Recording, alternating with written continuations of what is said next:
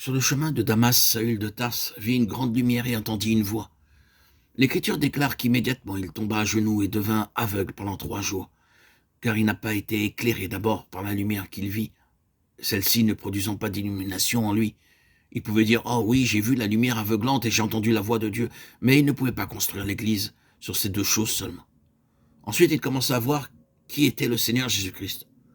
Pour cela, il dut aller au désert, Galates 1, 15, 17. Là, il commença à voir la signification spirituelle de l'Église. Au désert, la lumière de Dieu lui apporta une vision intérieure, une révélation spirituelle. Il put alors parler du mystère de l'Église, car cette compréhension vient uniquement d'une révélation de Dieu. Ne pensez pas que le fait de connaître le contenu de la Bible et d'avoir de nombreux dons intellectuels nous donne la capacité de comprendre par nous-mêmes ce mystère. Cela est impossible par la connaissance humaine. Désirer comprendre la signification de l'Église implique une révélation intérieure de la parole divine par le Saint-Esprit. Il nous faut passer par de dures épreuves, par une expérience spirituelle profonde et transformatrice pour obtenir une telle révélation.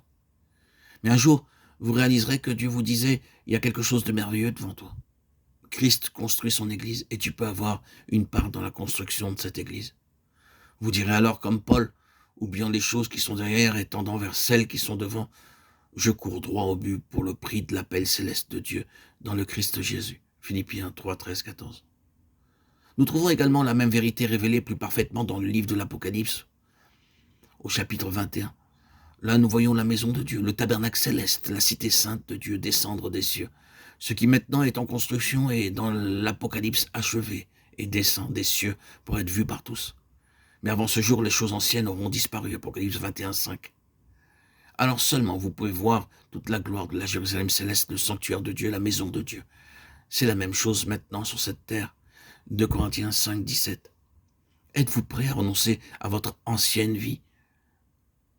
Alors vous devez le faire complètement. Laissez chaque chose de l'ancienne vie et permettez-lui de vous rendre entièrement nouveau.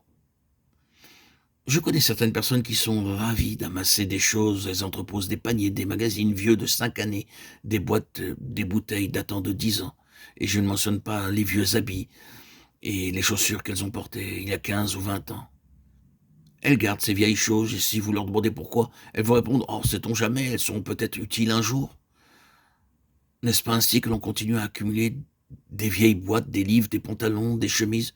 On devient tellement avare qu'on est effrayé à l'idée de les abandonner. De la même façon, vous cramponnez à vos vieux habits, à vos anciennes amitiés, à vos anciens désirs. Mais chaque chose ancienne doit disparaître. Si vous voulez prendre une part dans la maison de Dieu, vous devez être préparé à tout abandonner, à être libéré de chaque chose ancienne. Tout ce qui apporte la corruption doit être abandonné pour laisser la place à ce qui procure une joie éternelle, une paix éternelle. À supposer que vous doutiez à propos d'une amitié, quelquefois vous pensez qu'elle doit être rompue. Puis vous pensez, mais pourquoi doit-elle être rompue? Vous réfléchissez ce que vous alliez à Dieu lui demandant, oh Dieu, cette amitié procurera-t-elle dans ma vie une joie éternelle? Cette habitude dans ma vie m'apportera-t-elle une joie et une paix éternelle? Ainsi, vous devez prier. Lorsque vous avez trouvé la réponse, conformez-vous-y.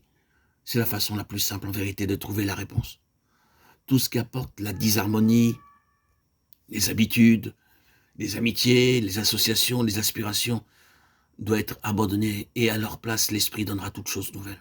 De nouvelles habitudes, de nouvelles aspirations, de nouvelles amitiés. Le Seigneur dit, voici, je fais toutes choses nouvelles. Apocalypse 21, 5. Dans la maison de Dieu, seul ce qui est nouveau doit prendre place. Aucun vieux matériau ne peut être accepté dans la construction de la maison de Dieu. C'est un principe simple. Et vous pouvez apprendre du tabernacle comment apporter ce matériau nouveau à Dieu.